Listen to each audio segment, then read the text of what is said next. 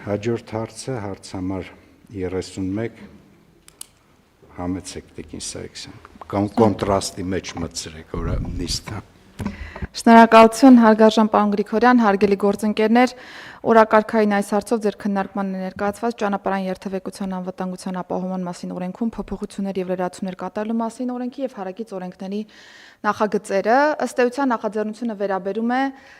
վարորդական իրավունքից զրկված անձանց վարորդական իրավունքի վերականգնման մոդելի փոփոխությանը Պիտի փաստեմ, որ թեմայի առնչությամբ բավական երկար ժամանակահատվածում մեր քաղաքացիները բարձրաձայնել են այս հարցը, ընդ որում թեման նաև հաղորդակցվել է Հայաստանի Հանրապետության վարչապետի հետ, վստահ եմ տեղյակ եք, որ փորձել ենք համատեղ դուրս բերել բալանսավորված որևէ լուծում այս տեսանկյունից եւ ըստ էության նախագիծը միտված է այդ լուծման իրացմանը։ Այս պայդրությամբ ինչ իրավիճակ ունենք եւ հետո անդրադառնամ մոդելի փոփոխությանը։ Ներկայում վարելու իրավունքի զրկման ժամկետի ավարտից հետո վերականգնումն իրականացվում է քննությունների միջոցով, ընդ որում անկախ նրանից թե զրկումն առաջին անգամ է կիրառվել, թե ոչ, եւ երբ որ մենք դիտարկում ենք նաեւ միջազգային փորձը այս տեսանկյունից, միջազգային փորձում թե զրկման իրավիճակներում, թե տրամադրման իրավիճակներում տարբեր հանգամանքներ են հաշվի առնում, որպեսզի ավելի շատ կենտրոնացումը լինի վարորդի վարքագծի վրա, վարքագծի գնահատման եւ դրա փոփոխության վրա եւ այս պայմաններում կիրառվում են օրինակ վարելու իրավունքի զրկված անձանց լրացուցիչ դասընթացների, վերապատրաստումների, վարվող տրանսպորտային միջոցներում ալկոհոլականների տեղադրման կամ սահմանափակ հնարավորություններով փորձաշրջանի սահմանման եւ այլ ընթացակարգեր եւ հաշվի առնելով կիրառելիության հնարավորությունները առաջարկվում է հետեւյալ մոդելը ներդնել զրկման ժամկետի ավարտից հետո խիստ սահմանափակ հնարավորությամբ 6 տուգանային միավորի տրամադրման պայմաններում 1 տարի ժամկետով փորձաշրջանի ընթացակարգ։ Հիմա ավելի մանրամասն, պարոն Գրիգորյան, հարգելի գործընկերներ։ Վարելու իրավունքի զրկման մասին ոստիկանության կողմից կայացված որոշումների ուժի մեջ մտնելուց հետո բնականաբար քաղաքացիները որպես կանոն 1 տարի ժամկետով զրկված են լինում վարորդական իրավունքից, այս ժամկետը չի փոփոխվում, պահպանվում է, այսինքն 1 տարի շարունակ անձինք իրավունք չունեն վարելու իրենց տրանսպորտային միջոցը, ժամկետը լրանալուց հետո 1 տարվա ընթացքում անձին կարող են դիմել եւ վճարելով պետական տուրք, որը այս օրենսդրական նախաձեռնության շրջանակներում կազմում է 50,000 դրամ, վերականգնել իրենց իրավունքը առանց որակավորման քննությունների միայն 1 անգամ եւ դրանից հետո արդեն սահմանվում է փորձաշրջան տալով խիստ սահմանափակ թվով բալեր, որը 6 տուգանային բալային համակարգն է ըստ էության։ Իսկ երկրորդ եւ հաջորդ անգամ զրկվելու պայմաններում բնականաբար վերականգնման ռեժիմը բացառապես քննությունների եղանակով վերականգնումն է։ Փորձաշրջանի մասով արդեն իսկ նշեցի, ուղղակի հիշեցնեմ, որ ստանդարտ իրավիճակներում վարորդներն ունեն 13 բալային միավոր, իսկ վերականգնման պայմաններում կտրվի 6 բալային միավոր։ Մի առանձնահատկություն եւս նախատեսել ենք, որպեսզի իրականում վարքագծի վրա շեշտադրումն առավել ակնհայտ լինի, եթե 6 բալային միավորը սպառվում է կամ անձ այս ժամանակահատվածում զրկվում է վարորդական իրավունքից, ավտոմատ եղանակով կրկին գնում ենք զրկման եղանակին եւ անձը 1 տարի ժամկետով չի կարողանում վարել տրանսպորտային միջոցը, իսկ եթե ստանդարտ պայմաններով նայենք 13 բալը սպառելու պայմաններում իրավունքը կասեցվում է, ոչ թե զրկվում է։ Այս պայմաններում շատ ավելի խիստ մեթոդաբանություն են կիրառել։ Սա հիմնական ընդհանուր մոդելն է, իհարկե ունենք անցումային դրույթ մինչև այս պահ զրկված անձանց անդրադառնալու մասով եւ նախատեսել ենք 20 թվականից մինչև 20 թվականի հունվարի 1-ից հետո մինչև 26 թվականի մայիսի 1 ընկած ժամանակահատվածում զրկված անձանց միայն 1 անգամ վերականգնելու հնարավորություն տալ կրկին նույն մոդելի կիրառման պայմաններում, այսինքն համապատասխան պետական տուրքի վճարում, 13 բալի փոխարեն 6 բալի սահմանում եւ փորձաշրջանի ժամկետի ամրագրում։ Քանի որ հանրային տիրույթում տարբեր քննարկումներ կային այս մասով, պարոն Գրիգորյան, ուզում եմ հստակեցնել, որ որոշումը վերաբերում է բացառապես ոստիկանության կողմից վարչարարության շրջանակներում վարորդական իրավունքի զրկման դեպքերին, այսինքն որոշումը չի տարածվելու Հայաստանի Հանրապետության դատարանների կամ օտարերկրյա պետությունների իրավասու մարմինների կողմից կիրառված զրկումներին, անձին անգործունակ ճանաչելու մասին դատարանի օրինական ուժի մեջ մտած վճռի եւ անձի հոգեկան թմրամիջոցների կամ հոգեմետ հոգեներգործուն նյութերի օգտագործման պայմանավորված հիվանդության վերաբերյալ կամ առողջական վիճակը օրենսդրությամբ սահմանված պայմաններին չհամապատասխանելու մասին տեղեկության հիման վրա վարելու իրավունքի դադարման դեպքերին, թերևս հակիրճ այսքանը, պարոն Գրիգորյան, հարցերի դեպքում սիրով, շնորհակալություն։ Տիկին Սարգսյան, սա իրավունք է, այսինքն եթե մարդը այնուամենայնիվ ցանկություն ունենա գնա կրկին քննությունները հանձնի, ընդ որում ես դες մարդկանց ճանաչում եմ տենց մարդկանց, ինքը կստանա 13-ով իրավունք, 13 բալով կվերականգնվի, թե ամեն դեպքում միայն այս ռեժիմն է գործելու։ զրկվածներին։ Պարոն Գրիգորյան, քանի որ մոդելն ենք փոխում, մոդելի պայմաններում առաջին անգամ իրավիճակում պարտավոր է վճարել պետական տուրքը, իրավունքը կվերականգնվի ինքնաշխատ եղանակով տուրքի վճարման պայմաններում եւ կսահմանվի 6 բալ փորձաշրջան, որովհետեւ հակառակ պայմաններում խառը մոդել էինք ունենալու, դրա համար գնացել ենք հստակեցման Մենք ֆիքսում ենք, որ այս որոշումը ուժի մեջ մտնելուց հետո նկատի ունեն փոփոխությունները, այլևս կասեցում 6 բալ մի ռեժիմ է գործելու։ Այսինքն զրկելուց հետո, պարոն Գրիգորյան, զրկելու պայմաններում զրկելուց թե կասեցնելուց զրկելու պայմաններում, զրկելուց հետո զրկման ժամկետը կանցնի, դրանից հետո անձին կկարողանան վերականգնել իրենց իրավունքը փորձաշրջանով եւ 6 բալով։ Կասեցման ժամանակահատվածը կարծում նրա հետ եք, երբ որ ես նկարագրում էի, որ երբ որ փորձաշրջանի ընթացքում 6 բալ ենք տալիս, 6 բալը կամ սպառում է, կամ զրկվում է, ոչ թե գնում ենք սպառելու դեպքում կասեցման ճանապարհով, այլ ավտոմատ զրկման իրավիճակն է գործելու։ Տիկին Սարգսյան, որպեսզի ավելի պարզ լինի, էլի։ Հիմա երբ որ այս փոփոխությունը ընդունվեց, 13 բալի սպառումից հետո մարդու վարորդական իրավունքը կասեցվում է, թե ինքը զրկվում է։ Կասեցվում է, պարոն Գրիգորյան, այդ մասով մենք որևէ բան չենք փոփոխում, այս նախաձեռնությունը վերաբերում է զրկումից հետո իրավունքի վերականգնման իրավիճակին։ Բայց ապագայում նաև այսուհետ ենթադրենք մարդու ունի իդեալական վարորդական պատմություն։ Հիմա եթե ինքը սպառում է այս օրենքը այս փոփոխությունը անելուց հետո, եթե սպառում է 13 բալը, ինքը զրկվում է թե կասեցվում է։ Չէ, պարոն Գրիգորյան, այդ մասով նորից եմ շեշտում, որևէ փոփոխություն չենք արել, այսինքն 13 բալը սպառվում է, 6 ամսվով կասեցման ռեժիմն է աշխատում,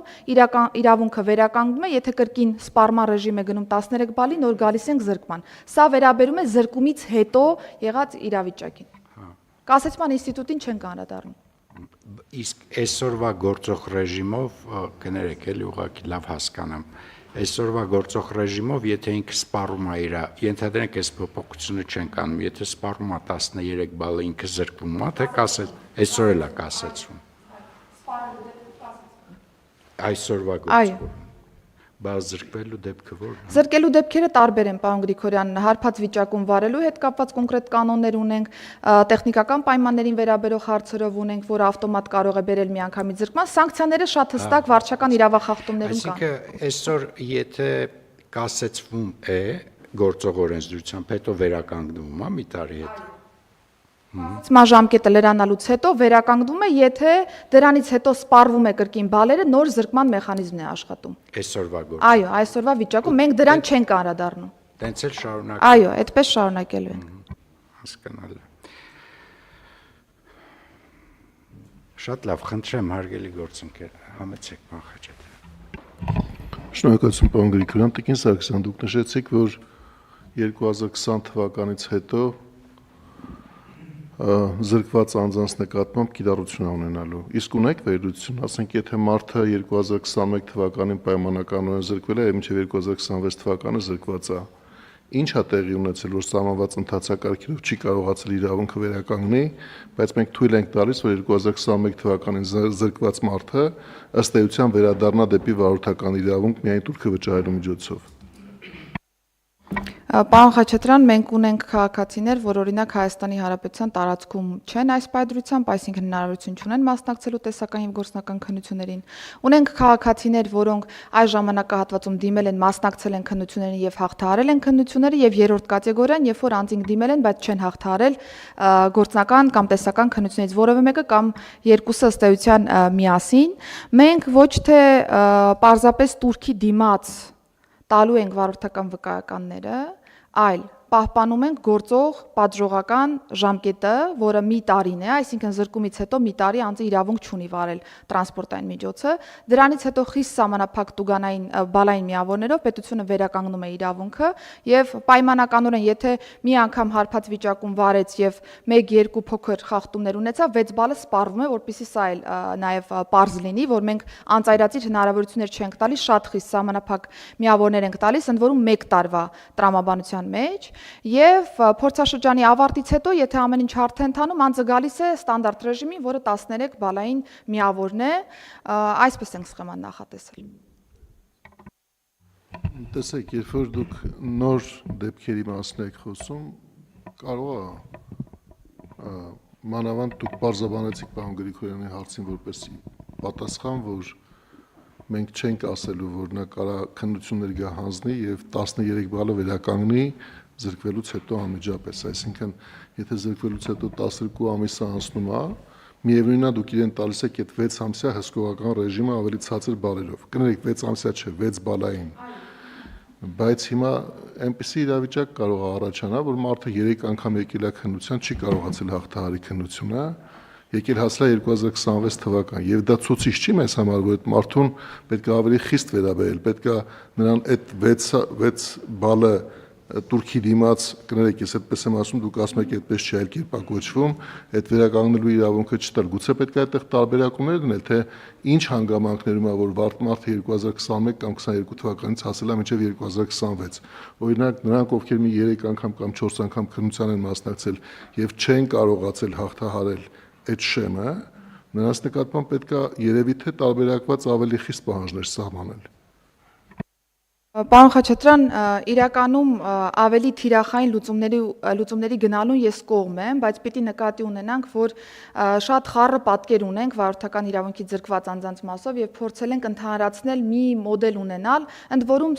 20 թվականի հունվարի 1-ից մինչեւ այս պահը զրկվածների մասով անցումային կարգավորումն է սա ըստ էության եւ նրանց մեկ անգամ է տրամադրվելու այս հնարավորությունը եւ հաջորդիվ եթե բալերը սպառվեցին, բնականաբար գալիս են հին ռեժիմին, որը կվերաբերի քննությունների միջոցով վարորդական իրավունքի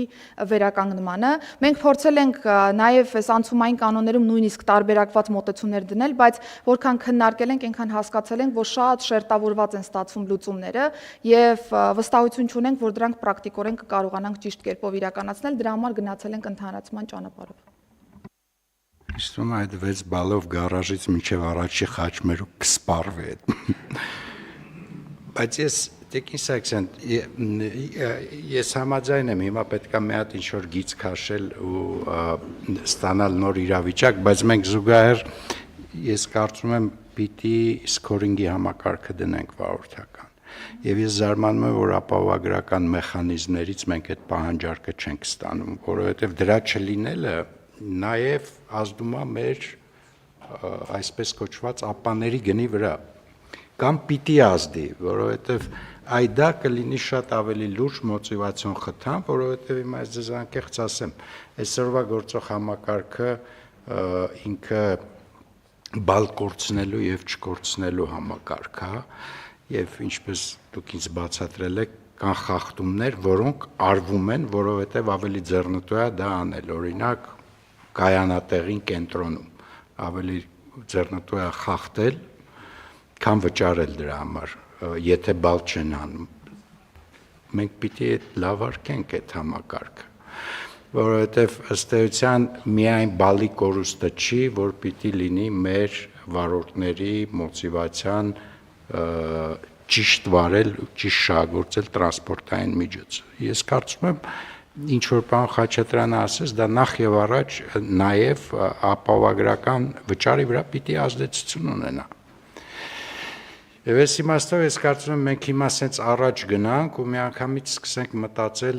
ոնց ենք այդ սկորինգային համակարգը դիզայն անում ու ոնց ենք դա կապում ԱՊԱ-ի հետ, որպեսզի ինքը արդեն դառնա լիարժեք մեխանիզմ, այդ թվում որպեսզի ապահովագրության վճարը դառնա զսպող մեխանիզմ, որպեսզի խախտումներ չլինի։ Պարոն Գրիգորյան, լրիվ համաձայն եմ ընդհանուր ձեր ասացի հետ, այս պայծրությամբ էլ մենք ԱՊԱ բյուրոյի եւ կենտրոնական բանկի գործընկերների հետ քննարկում ենք թեման տարբեր էլեմենտներով եւ որոշակի փոփոխություններ արդեն իսկ ԱՊԱ բյուրոն իրականացրել է իր ընդհանուր քաղաքականության մեջ, բայց կարծում եմ մեր գնահատմամբ դա դեռ հեռու է ձեր նկարագրած իրավիճակից, դրա համար հիմա փորձում ենք հասկանալ, թե բալային սխեման ինչպես պիտի փոփոխենք եւ հատկապես օրինապահ եւ ոչ օրինապահ վարորդների դեպքում ինչպիսի ռեակցիաներ պիտի տանք, որտեղ դրանք պիտի լինեն տարբեր եւ ոչ օրինապահ վարորդների դեպքում թե տեխնիկական զննությունը, թե ապահովագրության վճարները կամ մնացյալ հարցերը պիտի լինեն շատ ավելի խիստ կանոնակարգումների տիրույթում եւ ասեմ նաեւ որ զուգահեռ այս պայծրությամբ մշակում ենք նաեւ օրինապահ վարորդների խրախուսմանը վերաբերող ծրագրեր, որպեսզի նաեւ այս տեսանկյունից պետությունը եւս բալանսավորված վերաբերմունք ցույց տա եւ ընկալելի լինի, որ խրախուսելի են այն բոլոր վարորդները, որոնք օրինապահ են եւ հետեւաբար դրա մեջ օրինակ կարող է մտնել ապահովագրական վճարի հետ կապված տարբեր բոնուսային մեխանիզմները, ավելի շատ, քան այս պայծրությամբ կիրառվում է պարզապես վթար չունենալու օրինակ տրամաբանության մեջ, եւ այսպես կարծում եմ առաջիկա ամիսների կտրվածքով կենտրոնական բանկի հետ արդեն կամփոփենք մեր քննարկումները եւ վերջնական մոդելը նաեւ կներկայացնենք ձեր քննարկմանը։ Շատ լավ, շնորհակալություն Տիկին Սարգսյան։ Խնդրեմ հարգելի գործընկերներ, կան հարցեր, առաջարկություններ, դիտարկումներ։ Առաջարկում եմ ընդունել որոշում, ովքեր են դեմ չկա, որոշումն ընդունվեց, բայց խնդրենք կենտրոնական բանկին եւ ներքին գործերի նախարարությանը, որպեսզի այդ համատեղ աշխատանքը սկորինգի ինտենսիվ անենք, որովհետեւ ես ձեզ անկեղծ ասեմ, ես այս բալերի ու տուգանքների համակարգին որպես ֆրագմենտ շատ չեմ հավատում, չեմ կարծում, որ ինքը բերում է այն նպատակին, որին մենք ձգտում ենք, անվտանգություն, անվտանգ երթևեկություն։ Ես կարծում եմ, որ մարդու մեքենա վարելու սցենարը պիտի արտահայտվի իր ապահովագրական ծախսերում եւ իր վտանգավորությունն էլ նույնպես պիտի արտահայտվի ինչ-որ սկորինգում։ Եվ ես դա էր պատճառը, որ փորձում էի պարզել այդ զրկման ինստիտուտի աշխատանքը։ Ինքը պիտի կൂട്ടակային լինի այդ ինստիտուտը, ոչ թե դիսկրետ պատահական կամ ինչ-որ դեպք տեղի ունենալուց հետո, որովհետև զրկելը կանխարգելի չէ, ոչ թե post-factum հետևանք ինչ-որ բանի, որից հետո զրկելը կարող է արդեն ունեցել է արդեն այնպիսի հետևանք, որ մենք զրկելը արդեն չենք էլ նկատում, ուղղակի արձանագրում ենք, որ կատարվեց եւս մեկ գործողություն։ Դա մտի խնդրեմ այս հարցը ձեր օրակարգում ու ձեր ուշադրության կենտրոնում պահեք։ Շնորհակալություն Տիկին Սարգսյան։